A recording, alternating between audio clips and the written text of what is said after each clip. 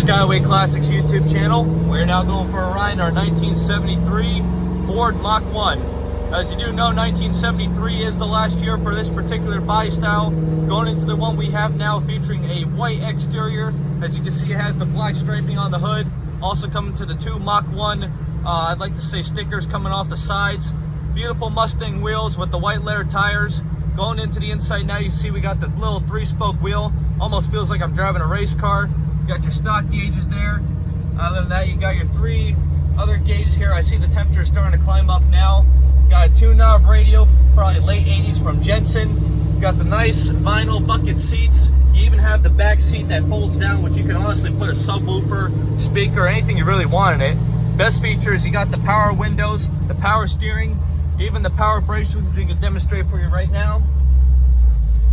Going underneath the hood, you got 351 Cleveland, very mean to the bone. I'm not just saying that because of how it sounds, but the fact that I even have to talk a little louder for this video, just so you can understand how powerful this car really is. In fact, it's probably one of the only ones that will push you back in the seat and honestly make your fellow Mustang drivers jealous. Other than that, going down the road, she's very smooth. Pedals right on set, there's no missing, no popping, nothing that really an old car would do. Other than that, just want to go down the road in peace. But as for now, we're just going to get it turned around and up on the lift, so stay tuned to see the underneath.